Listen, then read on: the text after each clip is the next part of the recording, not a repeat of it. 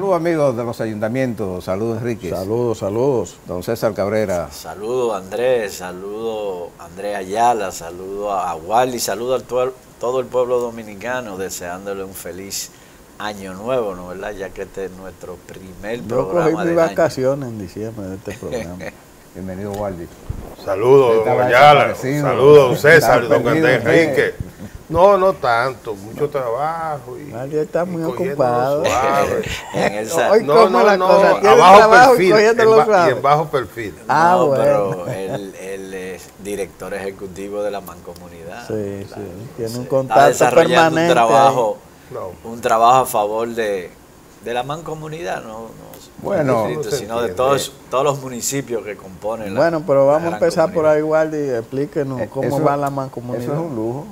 Pero antes de que Waldy comience por ahí, vamos a decir, Waldy, porque hay que poner en contexto esta primera entrega de los ayuntamientos, que estamos en el 2023, que es el año preelectoral, que en unos 13 meses habrá elecciones municipales, doctor.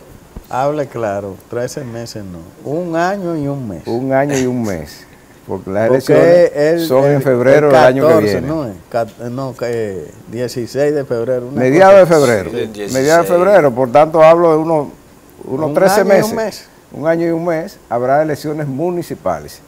Las elecciones municipales no van a ser cualquier elección, ¿no? Eso va a conllevar muchas cosas. De eso y de otros temas vamos a hablar después que Wally nos ponga en contexto sobre la pregunta que le hacía el doctor, sobre la mancomunidad. Las mancomunidades son un esfuerzo que hay que hacer y eso envuelve un cambio de la mentalidad política, de actores políticos, de los propios partidos, porque obligan a trabajar en conjunto y baja un poco el protagonismo, el individualismo de cada quien en su territorio. Eso es difícil en la República Dominicana. Administración de egos. Sí, y eso, y de cacique. Sí. Pero poco a poco tendremos que conseguir, que asumirlo, porque ya es por ley que tienen que hacer prestar determinados servicios de manera mancomunada.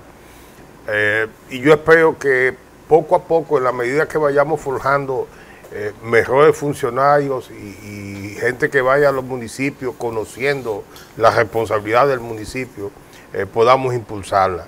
Y eso obviamente representa un bien para los ciudadanos porque garantiza mejores servicios a más bajo costo.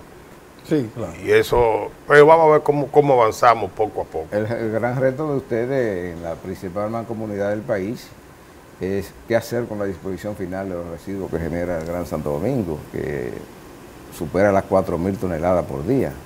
Eso es mucho desperdicio. Mucho. Y no tienen dónde hacerlo. ¿Qué visualizan ustedes en la mancomunidad con ese tema, Waldy, a corto plazo? En una reunión de alcaldes, la idea es que en Duquesa se pueda trabajar por una plataforma especial y que se haga en los terrenos que no están en lítico en la Junta, porque nadie se atrevería a estar y a invertir y a hacer labor que no sea la administración judicial en unos terrenos que estén en litis porque tiene consecuencias legales. Lo segundo es que yo sigo insistiendo en la parte oeste del Gran Santo Domingo, del que ya Jaina, los distritos municipales del Carril, Quitasueño y San Cristóbal forman parte, junto con Pedro Brán, Los Alcarrizos y Santo Domingo Oeste, hasta una parte del distrito, van a necesitar más temprano que tarde un relleno sanitario más hacia el oeste y aprovechar la misma circunvalación de Santo Domingo en términos de transporte. Porque lo que pasa con Pedro Brán y parte de los Alcarrizos que están depositando en Villa Altagracia es un crimen ecológico. Lo que debió ser un relleno sanitario hoy se ha convertido también en un botadero de residuos sólidos. Lo mismo. A la orilla de la carretera Duarte. Sí.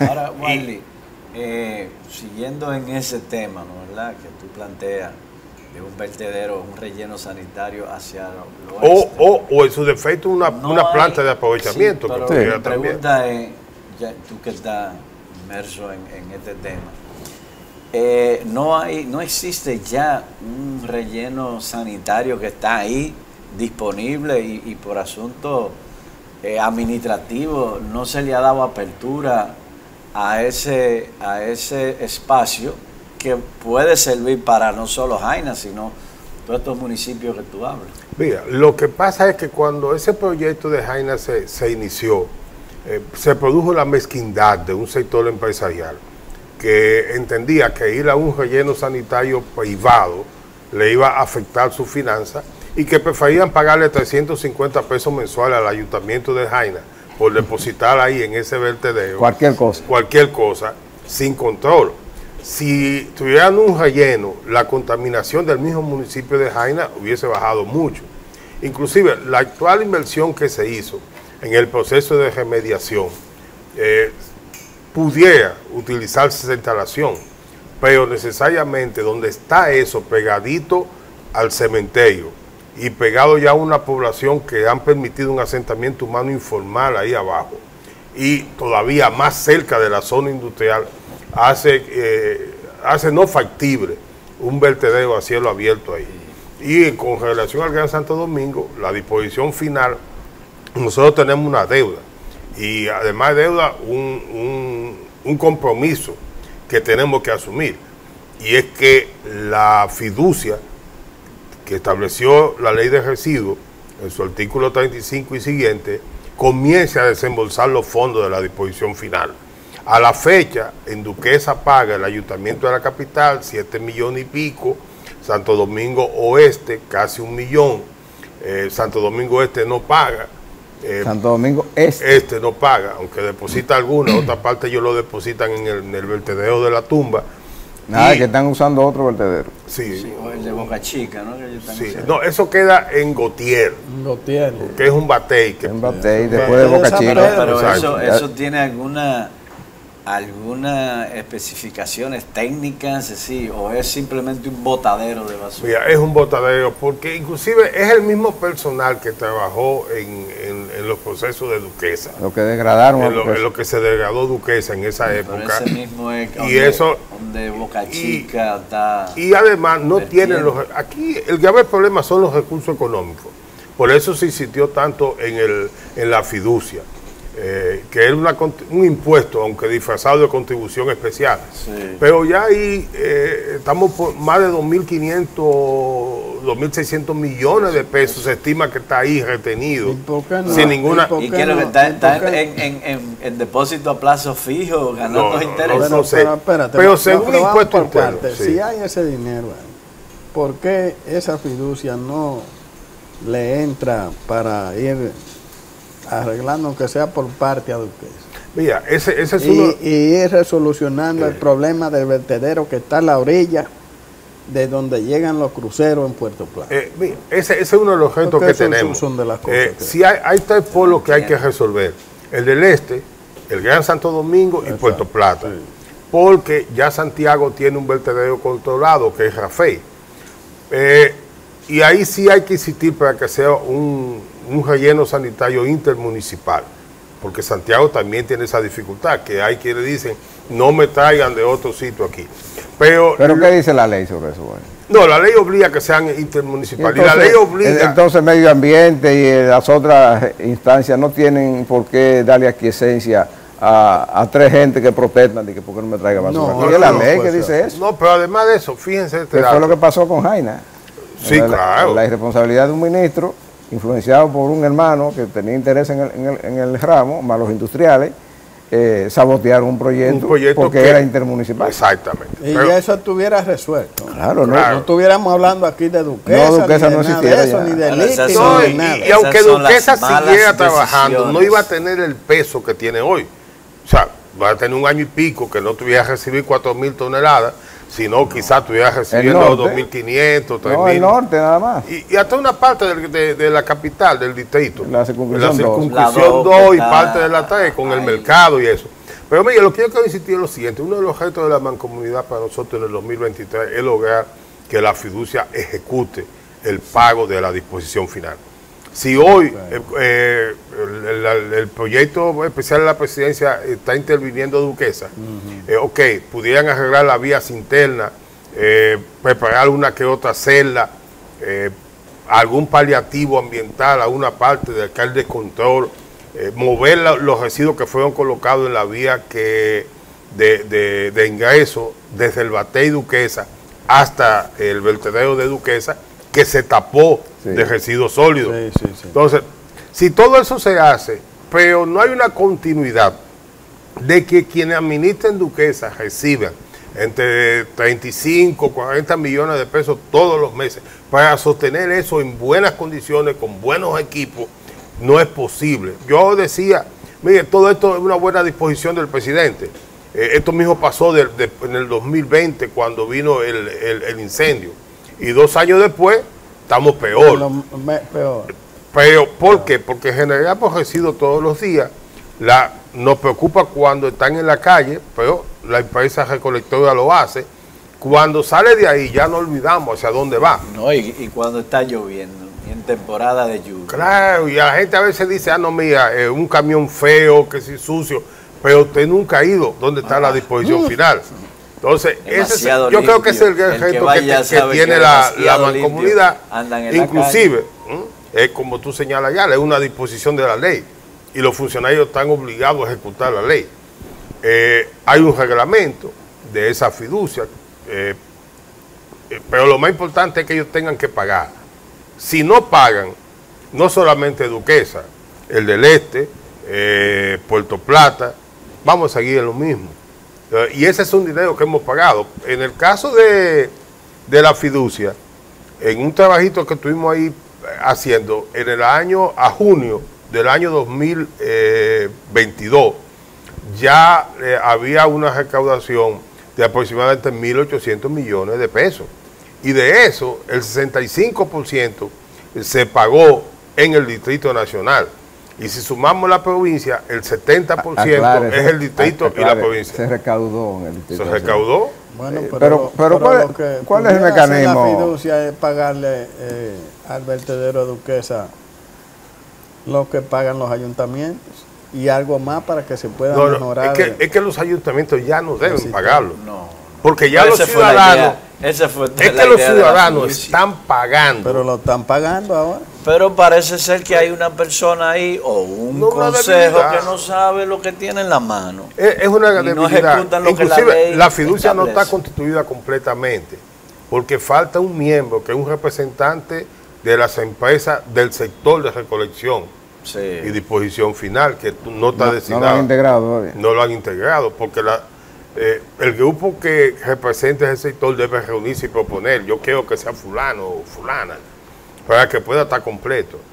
Sí, pero ¿cuál es el mecanismo para hacer eso? Bueno, proponérselo al presidente, porque él es el que tiene que designarlo a instancia de ese sector, del sector de recolección. Eso parece que no se quiere hacer. Le dan mucha vuelta. Y acumulando dinero, que después un día de esto lo agarran para cualquier cosa. Sí. Viene un ciclón, viene tal cosa, hay un dinero ahí en la fiducia. Es que la ley, Andrés, la ley establece, esos recursos son especializados. Está muy bien, pero vivimos aquí, César Cabrera. Mira, una de las cosas que son especializados para algo y no se está usando en ese algo que está en crisis. Una de las cosas que nosotros tenemos que discutir en la próxima reunión de la mancomunidad y la posición nuestra es que se le notifique por acto de alguacil a la fiducia. Mire, ustedes tienen que pagar tanto en Duquesa, porque la propia ley estableció un mínimo. Dijo hasta 1.200 pesos tonelada. O sea, fíjense si la ley fue, y claro, con una inyección en virtud del aumento de los precios, de la inflación. Pero está la ley hasta señalando cuánto es el mínimo, lo que debo de pagar, cuál es mi tope. Si yo tengo ahí 4.000 toneladas todos los días, hay que pagarme 1.200 pesos por cada tonelada que recibí. Punto. Pero lo que pasa que Duquesa tampoco tiene gestión. Sí, recuerden que la última gestión oficial ahí fue la decisión de un juez que nombró una comisión. Porque eso no es Santo Domingo Norte. No. Ahí hay una comisión integrada por Salud Pública, Medio Ambiente y el Ayuntamiento de Santo Domingo Norte. Pero la pregunta viene, ¿están trabajando? Esa es la gestión legal. Pero la comisión está trabajando. Bueno, el de Salud Pública no va, porque eso hiede mucho. Pero El de medio ambiente creo que no sé si Andrés, abandonó. pero medio ambiente puede designar un administrador. No, hay una persona, mire, no, Y entonces, y cámara de cuentas. es que eso puede tiene, auditar eso esos tiene que fondos, tener que dos son cosas. fondos Una de- Una pregunta. gente que administre Sí, sí. y otro que gestione Gestione el servicio. El ¿no? servicio, Eso sí, es. pero otra cosa, Guardi, que yo quería preguntar y que viene al tema. La litis internacional que había con la JUN, ¿en qué paró eso? No, mire, la última decisión que dio el tribunal fue declarar inadmisible, El de allá afuera. no el de aquí. Ah, bueno. Porque la litis ya de la JUN no es por el vertedero. La por los JUN terrenos. varió Es su, por la tierra su ahora. propuesta, sí. O sea, su demanda original era por eso. Pero miren qué pasa. Ellos estuvieron sustentándose en el Tratado de Libre Comercio del CARICOM, porque el señor Lee es ciudadano jamaiquino. Ley King. Sí, y Jamaica está dentro del CARICOM. ¿Qué pasa? Que ese tratado establece unas excepciones y dice que ese tratado no protege trata de blanca, prostitución, narcotráfico y delitos ambientales.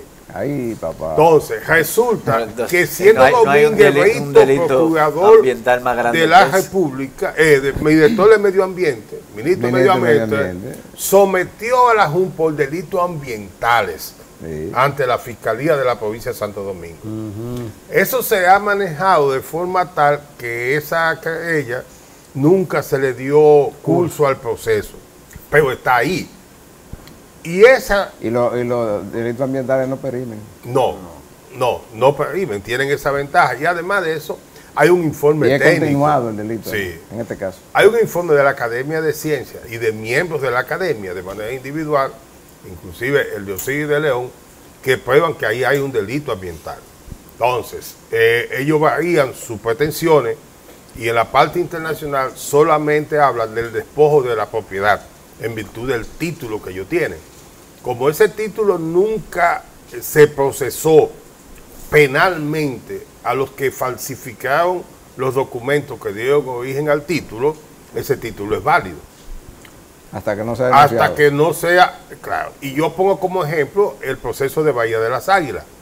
Vicky Lora, a la registradora de títulos y abogado del Estado en ese momento. Y llevó donde Wilson Gómez la querella formal y la tramitan al procurador, que era Abel Rodríguez del Orbe. Y Abel le da curso a los procesos penales. O sea, ya en ese proceso penal, tú estás cuestionando el origen del título. Mientras no se cuestione el origen de ese documento, como vivimos en un sistema capitalista que se sustenta en la propiedad privada, y la propiedad privada, el tema inmobiliario te lo justifica el título, obviamente, si ese documento no está cuestionado, usted es el propietario. Pero mire, yo le voy a decir una cosa sobre ese tipo. Después de que el Estado vende, ¿verdad?, una propiedad, eso era del CEA, que yo estuve cuando se firmó El la acuerdo. escuela, que estábamos en el ayuntamiento, Un usufructo. un usufructo de 30 años con el CEA. Que comenzó en el 93. Exacto. Entonces, ¿qué pasa? Cuando, para vender una porción del Estado, cuando pasa de 20,000 pesos, ¿verdad?, tiene que ir y ser aprobada por el Congreso en su conjunto, Senado y Cámara de Diputados. Se dice que eso se aprobó en el 2009, en febrero. Yo era diputado y estaba muy atento a todos los temas municipales que ahí se trataban. Y ahí nunca ese tema se trató. Es decir, que eso no se aprobó. Y la prueba es que René Polanco, que era alcalde de Santo Domingo Santo Norte. Domingo Norte, también fue diputado y hizo la denuncia de que eso nunca se aprobó. Pero además se aprobó Porque- en el Senado. Vamos a No, suponer vamos a que ver. la No, Cámara de Diputados se haya, no, pero pero en el Senado cumplió el proceso. Vamos a ver para No, que pero tú la veas Cámara cómo- no se Pero aprobó. perdón, Waldi. Por eso. Si no se aprobó, no vale, no se le puede dar título. Perdón. Porque el título después lo dan. Por ejemplo, para tú obtener un título de una propiedad del CEA, del Estado. Tiene que haber un decreto. Tiene que, no, espérate, Al lo final. primero es que te lo aprueben. Después que vaya al Congreso, que el Congreso lo apruebe, lo firme todo el mundo. Y después el Poder Ejecutivo. Y después el Ejecutivo es el que asigna y te dan la copia del título. Entonces, todo ese proceso Ahora, se agotó. vamos por partes, Miguel. Esos documentos se usó como base un decreto del presidente Salvador Jorge Blanco de 1986. Ese decreto está hecho en Tel Roman, en una computadora, y se le sobrepuso la firma del presidente Jorge Blanco. Con ese documento, más 2 documentos que salen de la Cámara de Diputados, una certificación que dice que hubo una sesión donde eso se aprobó y otra del Senado. Ambas certificaciones se emiten en un periodo que no había sesión. Sí. Tercero, el otro elemento que tiene ese expediente es que el contrato del CEA lo ponen a la firma del finado Manolín Báez, que Dios lo tenga en gloria. Manolín vino y se sometió a un estudio caligráfico y se probó que él nunca firmó ese documento. En el CEA no hay una sola copia del recibo que se alega con el que se pagó ese dinero. Recuérdense que son recibos numerados. Bueno, entonces, ni el Poder Ejecutivo se creyó penalmente contra esa persona por la falsificación del decreto del presidente, ni la Cámara de Diputados porque le falsificaron el acta de una sesión o la certificación de una sesión, ni el Senado de la República, ni el CEA se creyó penalmente. Helen, que era la secretaria de Entonces, ella nunca firmó. ¿Dónde va todo esto? ¿Cómo se descubre Wally, esto? El Poder Espérate. Ejecutivo llegó a validar, porque finalmente el Poder nunca, Ejecutivo... César, nunca, César. Nunca se validó. Mira, César, Lo único pero que hay de la presidencia es una carta falseada de un decreto falseado. Pero vamos a ponerlo. pero, Oiga bien, cuando Jorge Blanco, no había computadora. ¿Qué era Duquesa? No, eso no existía. Duquesa era un batey alejado de... No, pero fue la propiedad lo que le vendieron. En el 90 y pico Pero ¿qué que es lo que Balaguer digo? se Mire, de su en el terreno. 92 es que comenzamos a usar computadoras. Es verdad. Entonces, tú no podías tener... No, en algunos sitios, Claro, no en todos, no en algunos Mucho sitios. menos. Bueno, pero mira, ¿cómo se descubre este asunto? Roberto Salcedo va en combinación con la gente de la JUN al BNB a buscar un préstamo de 50 millones de pesos para unas supuestas reparaciones dentro del vertedero. El consultor jurídico del BNB en ese momento, Rudy Nelson Fría Ángeles, había sido regidor Presidente del y ayuntamiento. presidente del consejo en medio de eso, no de esos procesos, sino del periodo anterior, pero estaba en ese ¿Sí proceso. sabía? Y hace las observaciones. Y el Banco de Reserva dice, mira, el BNB dice, para nosotros entregar el préstamo, tiene que haber una carta hacia el Banco de Reserva para que el Banco de Reserva del dinero del ayuntamiento nos pase el pago a nosotros, al BNB. Bueno, cuando eso llega al Consejo de Regidores, César Cabrera era vocero del PRD, estoy hablando 2012. Yo había sido el secretario del Consejo y usted el presidente, cuando se dan los toques finales de Duquesa con la Yaica. Y estuvimos juntos con Fello y el arzobispo de Santo Domingo cuando se inaugura el relleno sanitario de Duquesa. Como conozco todo eso, hablo con César, con doña Consuelo, y vamos al Congreso, a la Cámara de Diputados, para que se haga la investigación. La encabeza el actual director de la ONSA, que había sido regidor, Radamés González. nuestro amigo Radamés González, encabeza esa comisión. Y por eso dan el informe con todo esto. Pero ni siquiera este Ministerio Público Independiente. ¿Y qué dice el informe le ha que interesado. dio el Congreso? Que esos actas no aparecen en el Congreso. Que eso no apareció Y nunca. una declaración Pues yo juzgada de estaba la ahí, secretaria señores. que dice que Entonces- esa firma no entonces, corresponde a Wally, la No, ley. que la Estado- secretaria era doña Heli. Doña Heli. Y dijo que no, que ya Entonces, no. Wally, el Estado ahora mismo tiene las herramientas en su mano para ganar ese caso. No, ya en no, el extranjero. ya no. ¿Ha habido ¿Por una qué no? sentencia? No, porque el momento, para hacerlo valer, en el proceso internacional de arbitraje ya no puede porque se cerró el plazo del depósito de documentos. Ya ahí nada más falta. Lo dejaron suelto. Exactamente. Pero en el plano local, yo creo... Espera, entonces, la ley la va a perder el Estado. Claro que sí. ¿Y cuánto significa eso?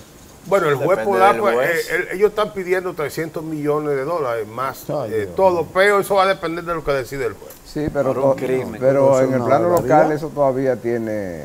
Eso se puede Claro resolver. que sí. Porque si se declara ilegal la posesión No, de la sí, tierra, no va. aquello se cae. Porque entonces no fueron despojados de ninguna propiedad. Es una situación que habrá que... No, Pero es que la pero tierra además, no es legal. Wally, eso va a apelación. En apelación es otro proceso, entonces No, puede los depositarlo. sistemas de arbitraje no No hay no van a apelación, apelación. no, y en el derecho anglosajón son diferentes los procesos. y son arbitrajes Pero yo internacionales. creo, Waldi, si no me falla la memoria, que René Polanco llegó a cuestionar el título. Sí, claro que sí. Pero formalmente. Claro, O en sea, el tribunal. Entonces, eso está ahí. Cuando se iba a conocer el proceso en el tribunal administrativo, René Polanco cuestionó el título por decir que ellos lo iban a Como depositar. instancia. René Y lo, sabía. y lo que dice el tribunal, aquí no estamos discutiendo propiedad. Aquí estamos discutiendo la suspensión de ejecución de un contrato por unos delitos ambientales. Y ahí se sustenta la presidencia del tribunal, el magistrado Goico, y crea la comisión administrativa. Pero en el arbitraje todavía, el Estado Dominicano, a través de esos acuerdos, porque nada más no es el del CARICOM, el acuerdo de libre comercio con Estados Unidos también contempla el tema de los delitos ambientales. Claro que sí. Entonces, ningún juez en Estados Unidos se va a pronunciar a favor de una empresa que esté cuestionada por delitos ambientales. Pero tiene el Estado Dominicano que presentarlo. Tiene que presentarlo. Entonces, el Estado Dominicano ha sido irresponsable como Estado frente a este tema.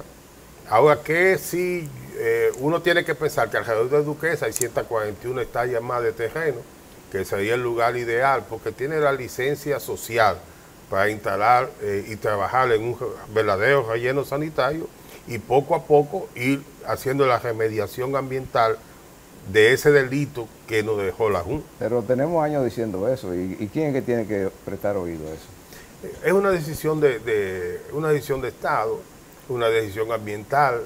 Miren, hoy ustedes estamos viendo la contaminación y las enfermedades de cólera en la Sulsa.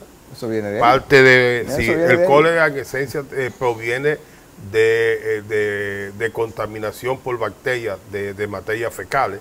En el vertedero de Duquesa no solamente se vierte basura o residuos sólidos, ahí se vierten también los tanques que recogen y limpian los pozos sépticos Y los sanitarios y los móviles. sanitarios móviles Sí. lo toman y lo porque, tiran ahí en Duquesa. Oiga, ¿qué es lo que sucede con el río Isabela y el río Duquesa? El río Isabela, en su parte más al norte, podemos decir más al oeste, tiene descargas de granjas de cerdo, descargan ahí. Tiene descarga de humanos. Tiene la descarga detrás de una cañada del hospital del Rodolfo de la Cruz Lores, que se llama, Sí, el que está del en 28. del 28, que ahí estaban una vez los locos, están los locos. Esa descarga va directo ahí. Los locos ahora están sueltos en la calle. Aparte de eso, tiene la descarga en una cañada que sale del vertedero de Duquesa directo ahí. Esa es la más grave. Porque la gente, Directo doctor, ahí. Entonces yo vi, por ejemplo, el pasado gobierno, a directores generales hablando de que estamos rescatando el río Sama. Pero ¿qué es lo que usted va a rescatar, mi hermano? Si usted no corrige las descargas de animales, las descargas humanas, que hay más para arriba, usted no está rescatando nada. Y si usted no arregla Duquesa, que ese lesiviado no llegue a ese río, cuando eso llega ahí, el lesiviado, que es lo que bota el agua, imagínese usted ese La lisiviado, zaguaza, como se dice ese popularmente. lisiviado que está ahí día tras día, días, meses, años, y ¿qué es lo que sale de ahí? Es una contaminación. Y si usted le suma las heces fecales que lanzan los camiones, que descargan. ¿Cuántos camiones espérese. Promedio se dan entre 5 y 6 viajes. No, espérese. ¿Y tú no tienes firmado una descarga de esa? Porque la gente lo vea. ¿Qué es lo que esos tanques van y invierten ahí? Y más la descarga del polígono industrial que está en la Máximo Gómez. Esa van directa. Que esa van directa y con lejía y de todo. Sí, que se directa. Pone blanco el río. Sí. Bueno, por lo menos nosotros lo trajimos aquí una vez. Entonces, esa van a los Sama. ¿De qué me hablan a mí de que estamos rescatando Río Sama? Pero usted pasa por el puente de las Jacomas Lutas que cruza el río Isabela. ¿Y qué es lo que usted ve ahí a veces? Lila. Un manto verde. Sí. ¿Y qué es lo que es lila? Sí, ese frescal. Eso mismo, pero ese es el tema medioambiental más grave probablemente de todo el Caribe. Sí, es posible. De toda la región no hay un tema ambiental de esa naturaleza. No con esa dimensión. Mire, nosotros convocamos a Waldi aquí hoy para hablar de las finanzas municipales, porque estamos iniciando el año. Sí. Y mire por dónde va la cosa. Yo no quiero dar el colorario final de lo que significa el tema que estamos hablando, de las lilas que usted ve desde el puente, porque eso nos lleva a otra dimensión del peligro. Yo prefiero ir a una pausa y venir a hablar de finanzas municipales, de presupuestos municipales, de qué dinero hay, porque Luis Abinader tiene la ventaja de que es amigo personal de los 4 que estamos aquí. Sí. Y no vamos a empezar a dar pellizco donde no procede. Vamos a una pausa pequeña.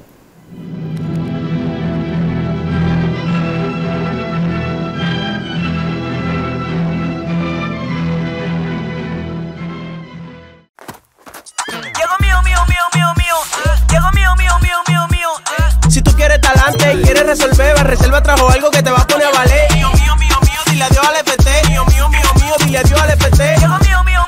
Mío. Ahora estos son de lo mío. Desde tu celular te lo puedes controlar. Recibe y envía tu dinero ya. Desde tu celular te lo puedes controlar. Paga todo con de los míos y pila de cosas más. Ahora estos son de lo mío. Mío, la cuenta de pago electrónico es un producto Banreserva. Venta y financiamiento de vehículos nuevos y usados. Te ofrecemos iniciales desde 150,000 pesos, financiamiento hasta por 5 años, bono de laminado, brillado, cambio de aceite y filtros. Visítanos en cualquiera de nuestras sucursales en Santo Domingo Este y el Distrito Nacional. Autoimport Taveras Brito, líderes en la zona oriental.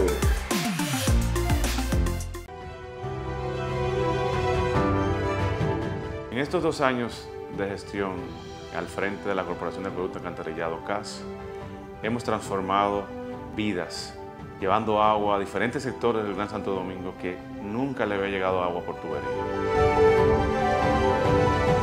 Construyendo más de 40 kilómetros de cañada, algo histórico que ningún gobierno había hecho al respecto. Equipado la institución, organiza la institución y cuando tú organizas una institución te da transparencia. Nuestro compromiso es continuar construyendo una gestión histórica.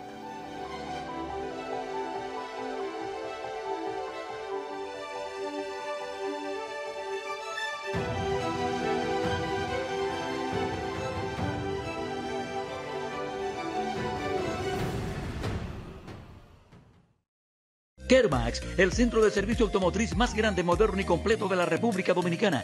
Representante exclusivo de Yokohama, la mejor goma del mundo.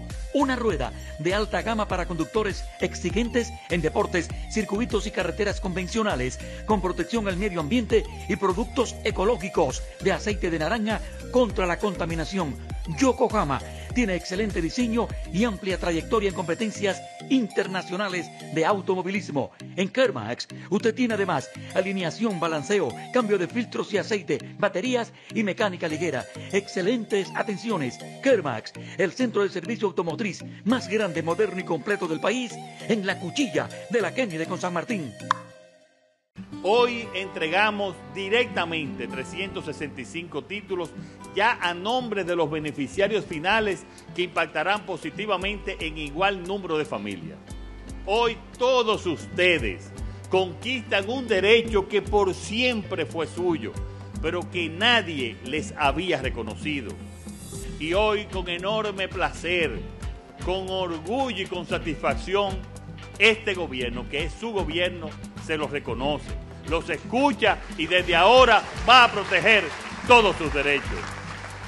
Nosotros podemos darle gracias a Dios, porque siempre hay que ponerlo primero, que nos ha dado un presidente como el señor Luis Abinader Corona, que lo tenemos o lo tienen valorado como el mejor presidente de América Latina, y hoy nosotros nos damos cuenta de que eso es verdad.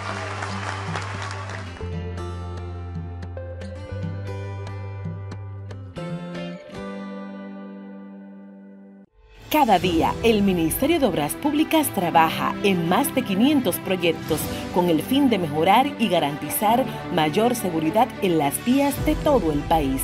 Obras que conectan, como la carretera turística y el Cupey, que integran, como las circunvalaciones de Baní, Azua y Los Alcarrizos, que instruyen, como escuelas, liceos y CAIS. Obras que hacen tus vías más seguras, como la modernización de la autopista Duarte y centenares de kilómetros asfaltados y señalizados. Estamos construyendo el cambio que el país necesitaba y pagando la deuda social de decenas de años. Ministerio de Obras Públicas y Comunicaciones, cercano a la gente.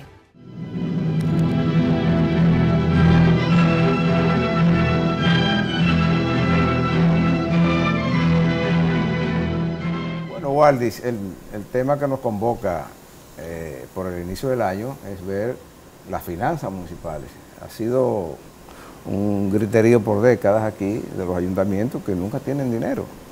El presupuesto ahora escaló el billón, el presupuesto nacional, y los billones. Y habría que ver cómo quedan los ayuntamientos en ese presupuesto del año 2023, sabiendo que la vocación del presidente es ir en ayuda a los ayuntamientos. La última asamblea que ustedes celebraron en el este del país, él se apersonó y prometió buenas medidas a favor de la municipalidad. Tú estabas ahí y nos puedes contar de primera persona qué fue lo que dijo el presidente y qué tan ciertas pueden ser las esperanzas y qué recoge el presupuesto nacional de esas promesas y de esas esperanzas para la municipalidad. Lo primero que hay que señalar que las finanzas municipales han sido, los recursos incrementados en aproximadamente un 40% entre lo que fue el 2020 y lo que estamos ahora. Los actuales alcaldes, cuando llegaron, el presupuesto que ejecutaron en el año 2020, porque tomamos posición en abril, fue 16.000 millones de pesos. Hoy, o sea, con dos presupuestos más, estamos hablando de 23.500 millones de manera directa. A eso se suma, para este año, unos 1.800 millones que están vía la liga para procesos de inversiones. Hablábamos antes de la fiducia tiene aproximadamente 2.000 millones. Casi 3.000. Casi 3.000. Pero yo le pongo los 2.000 para estar... No está mucho conservador. Le queda poco para los 3.000. Falta, pero todo eso nos está dando unos 28.000 millones de pesos, que son buenos. Para ponerle un ejemplo y no puedan entender, el ayuntamiento que recibía cuando entraron y tomaron posesión los actuales alcaldes 1 millón de pesos mensual, hoy está recibiendo 1.400.000 pesos. 40% más. Un 40% más. Eso luego, ¿Y eso es proporcional a los demás ayuntamientos? Claro. Sí, a todos. Por ejemplo, el distrito recibe un 40% más. Santiago. Sí, lo que pasa es que uno de las grandes ciudades no lo mide tanto porque el proceso de distribución es que primero se le aporta el mínimo a los ayuntamientos que con población no llegan al mínimo. Entonces, lo de menos población, ese sistema, si vean el distrito lo que estaría recibiendo es aproximadamente un 28% más que en el 2020, porque casi un 12, un 13% de lo que le corresponde al distrito por población se distribuye entre los ayuntamientos más pequeños. Eso mismo pasa con Santo Domingo Este y con los ayuntamientos más grandes. ¿Qué es injusta esa distribución? Pero los ayuntamientos más grandes tienen más capacidad de recaudación. No, pero es injusta. No, mira por qué es injusta. Es injusta. El dinero no es a la gente que se asigna. Exacto, pero es por población. Debe ser a la gente. Para ponerte un ejemplo, es probable que haya una población como vengan a ver, que per cápita, por habitante, no te puedo decir vengan a ver, no hay nada que ver. Sí, ¿cuánta gente hay ahí? Pero pudieran tener, si ellos reciben 1.400.000, para ponerte un ejemplo, ellos podrían estar recibiendo un promedio de 8, 10 pesos por día por habitante. Mientras el distrito estaría recibiendo 2 pesos, quizás por habitante o menos. Entonces, ¿injusta? Es injusta no, por y eso. si tú le pones ahí los ciudadanos en tránsito, la población flotante. No pero está recibiendo. Los ayuntamientos están en su mejor época. En este año, además de los 22.500 millones que tenían asignados en el año 2022, recibieron 4.000 millones vía la liga y eso subió a 26.500 millones. Luego, el presidente en el 2020 asume la deuda que tenían los ayuntamientos con el Banco de Reserva para el sueldo 13. Entonces le dice, mire, este año no lo cojan, tienen su asignación. Entonces ya los ayuntamientos no tienen ese problema. Y la seguridad social también. Y la seguridad social. Paliativo ahí. ¿Qué yo digo? Que el gran esfuerzo del presidente en términos financieros no se corresponde con la calidad de los servicios que de la municipalidad se están prestando. O sea, eso debe de haber mejorado más. Tú tienes secciones de municipios como el distrito, el mismo Santo Domingo Norte, Azua, San Cristóbal, La Vega, Tamboril, el mismo Santiago, que tú notas el cambio que se ha producido por la inversión pública. En otros, tú no lo vas a encontrar. Entonces, esa es una deuda que hay. El presidente está muy consciente de eso. Para este año uno espera que haya una mejor inversión porque es un año preelectoral y la mayoría de los alcaldes pretenden su reelección. Hay que acotar una cosa ahí. En el PLD nunca quisieron saber de los ayuntamientos. Nunca. No.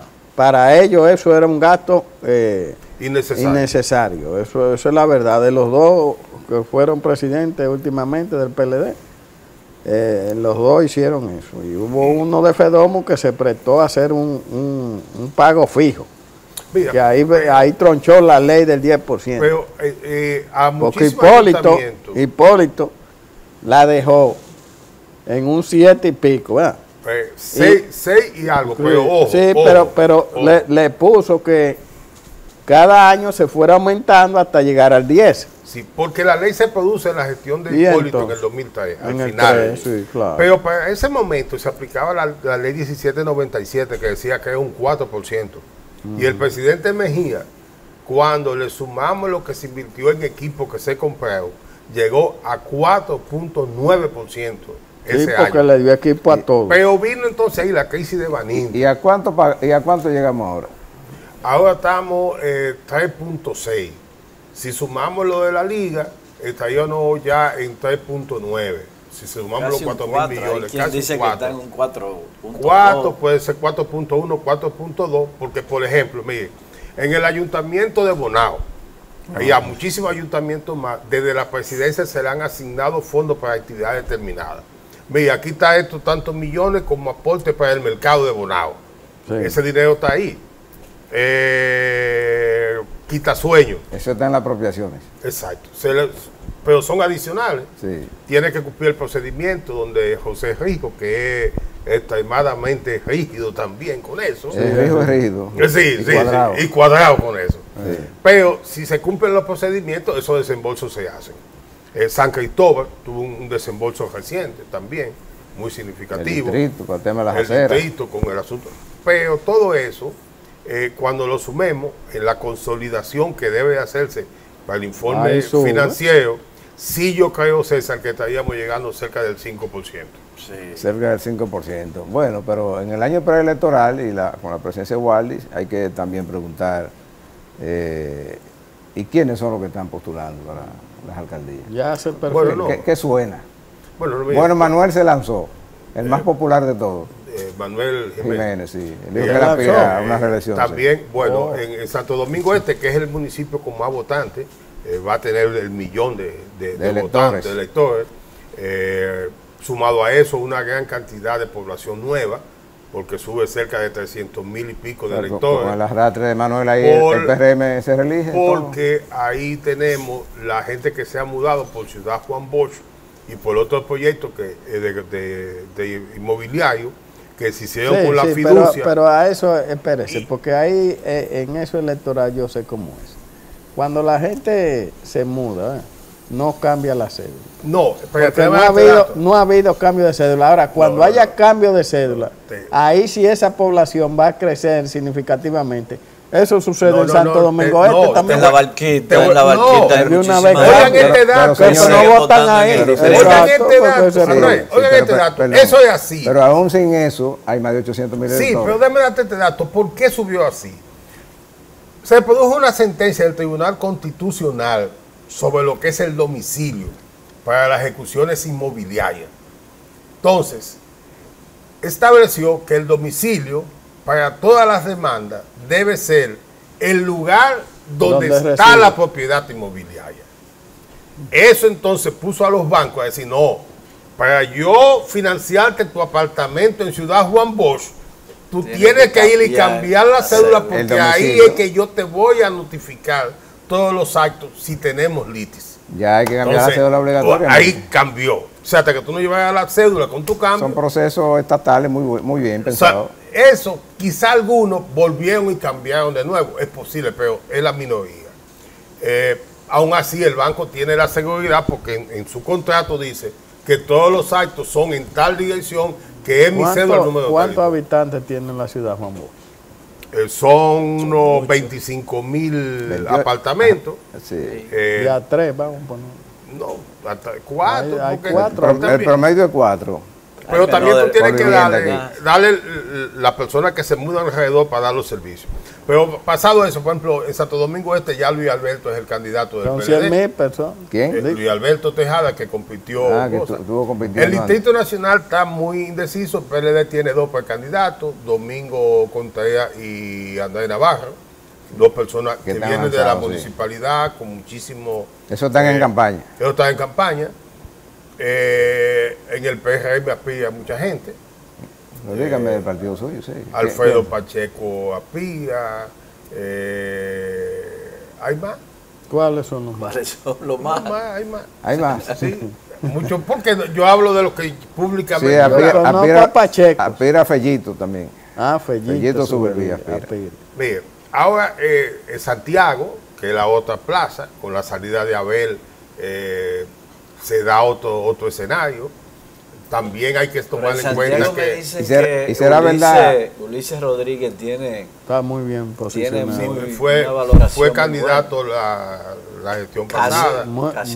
Pero nadie sabe, los municipios son muy difíciles, tú desde aquí de la capital establecer. No, y además falta mucho. Se dan alianzas que son muy puntuales y casi de familia. Pero Santiago, párate ahí. ¿Será verdad que Abel no va a postular? ¿La ley no le permite a él ser alcalde? No puede tener la dos. El presidente. Ya en octubre él tiene que oficialmente ser. Y además. ¿Cuándo hay que inscribirlo? En diciembre hay que inscribir la candidatura. Y tiene que coger licencia. ¿Y la presidencial? Tiene que coger licencia. Sí, tiene que. ¿Y la presidencial? El 15 de marzo. El 15 de marzo, pero no se puede tener dos cargos. Dos cargos. Pero, pero espérate, es que los plazos dan. Sí, los plazos dan. Los plazos dan. Si él pierde se puede inscribir. Porque él puede ser candidato a alcalde. ¿Y al presidente también? No, si él gana la alcaldía, si se reelige como alcalde y va a mantener la candidatura presidencial, tiene que renunciar. Bien, pero déjame darte este dato. Es que para este año, estoy elucubrando si no hay un cambio, porque yo no veo a ver, es que eso no ha aprendido. Si no hay un cambio en la ley electoral que se está discutiendo y de partido, Yo creo que no lo podrán cambiar porque ya es una decisión del Tribunal Constitucional. Vamos a tener 2 boletas. Una boleta para regidores y otra para el alcalde. Sí. Eso significa que los candidatos a la alcaldía... En el proyecto de la Junta, eliminan el voto preferencial de los regidores. Pero eso no fue lo que se aprobó. No, todo lo contrario. Lo que se aprobó para la municipalidad son las listas cerradas. Y pues ahí va a preguntarte, ¿y la Junta ahora se opone al listado cerrado? Pero, no. Es a la inversa. No es a la inversa, César. Sigue estando aprobado. Pero decía el listado cerrado. Los regidores por voto preferencial. Sí. Y la Junta dice que eso es imposible. Pero lo que yo leí en la crónica que salió del Senado, decía listado cerrado. Nunca se lleve de crónica que escriben los periodistas de estos tiempos. Léalo otra vez. Esto es una preocupación que hay que manifestar. Las decisiones del Tribunal Constitucional son oponibles a todo el mundo. Pero el Tribunal Constitucional dígalo en términos de pueblo. O sea, se le aplica a todo el mundo. ¿Qué pasa? El Tribunal Constitucional ha dado una serie de sentencias que son interpretativas de la ley y la Constitución, porque la Constitución nuestra tiene una famosa coletilla siempre, y de acuerdo con la ley, Entonces, es una interpretación sujeta a la disposición de la ley de hoy. Eso va a obligar al TC a revisar muchas decisiones, con la ley electoral y con el proyecto de ley municipal también. Como pasó ahora. Y con la ley de ordenamiento territorial de ahora también. Ese es otro tema para nosotros, en otro programa. Pero ahora, si se mantiene como tal, nosotros vamos a tener regidores que pudieran estar aupándose, ellos y no aupando la candidatura del alcalde, porque estaban luchando por su espacio. Sí. Eso significa que el candidato a alcalde no va a tener detrás 7, 9, 15 o 30 bueyes empujando su carreta. Entonces, eso es una realidad distinta. Yo soy contrario al voto preferencial de diputado y de regidor. Sí. Negativo y fomentador del clientelismo. Yo digo que tiene que ser un espacio mixto, con convenciones internas en los partidos, con listas cerradas para el proceso electoral. Exacto. Que esta pudiera hacer que los números no le correspondan a los electos en el proceso interno de los partidos y los números pares a lo que decida la dirección de los partidos. Exacto. Para sus alianzas y todo eso. Estamos de acuerdo. Un 50. Equilibrado, diría. Equilibrado. Mira, en una ocasión quise hacer la propuesta, y es la primera vez que lo digo en público, se lo había planteado a alguien, pero uno a veces tiene temor de plantearle este tipo de cosas, porque el populismo y el clientelismo se ha impuesto, y casi a cualquiera lo achicharra. Sí, pero esas son dos cosas negativas, tanto el populismo como el clientelismo. No, mira, hay tres cosas, mira. Y dañinas. Hay una plutocracia, que son esas élites, que cogen paz y te hacen un candidato. Sí, eso sí. Ok. Está la narcopolítica, el tipo del narco que lleva dinero y lleva también gente ligada al narco en todas sus actividades, desde el consumidor, el distribuidor, cosas. Todo eso. Sí. Y hay también el del juego, con evasión fiscal. Sí. Entonces, esos tres componentes eliminan casi por completo la meritocracia política y de capacidad de gestión de gobierno. Entonces, esos son los tres ejes principales de los candidatos que llevamos al Congreso y a los municipios. Y eso es el voto preferencial, es el más negativo. ¿Usted sabe para quién? Y no se dan cuenta. Para los cuadros de los partidos políticos que hacen política. Lo que pasa, doctor, es porque el que no tiene dinero no gana. Lo que pasa es que los partidos políticos fue lo primero que asaltaron los plutócratas, ¿verdad? Fue lo primero que asaltaron. Usted ve los partidos nuestros, ¿por quiénes están dirigidos? Entonces esa gente, tú te preguntas, ¿y por qué el dueño del pedazo que queda del PLD propugna por voto preferencial? Tú te lo preguntas, él es un cuadro dirigencial, ¿y por qué lo hace? No, fue que lo impuso. Entonces, ¿por qué? ¿Pero por qué lo hace? Porque él tenía el gobierno y con los cuartos del gobierno iba a ganar la candidatura. Porque al final estaba actuando como líder de un grupo de plutócratas. Entonces, y no quiero entrar en los análisis de los otros partidos, donde o son los compadres los que mandan, o son los hijos de los que lo fundaron, También. ¿O son las dos cosas? Pero Y los chiquitos por igual. Ya no hay. Los chiquitos, Sí, ya. el presidente es uno No, es y una el secretario empresa. general Ya no hay es el hijo. Es una industria. Pero al posición por final, mérito. fíjense, la política se dice que es una ciencia y eso se admite. La ciencia hay que estudiarla. Y en la República Dominicana, los partidos políticos, la última escuela de formación política que había aquí fue la del PLD y la cerraron en el año 2000, 2001. O sea, tenemos 20 años sin escuela de formación política. Por lo tanto, los que se han formado en algo políticamente vienen de la academia. Y la academia se forma en función de los intereses de quienes financian las universidades. Es así. Esta En consecuencia, aquí no hay partidos políticos, aquí hay grupos electorales. Bueno, se nos acabó el tiempo esta semana, Waldy, gracias por tu participación. Bueno, el jueves que viene estamos aquí para seguir con la parte de la ley de convocamos ordenamiento. para hablar de la ley de ordenamiento territorial, que fue otra decisión importante que salió del Congreso en el año 2022 y que aquí en los ayuntamientos ha sido un tema recurrente por décadas, porque mientras no tengamos ordenamiento territorial no vamos a tener buenos municipios ni buenas ciudades en desarrollo. Los ayuntamientos regresan la próxima semana.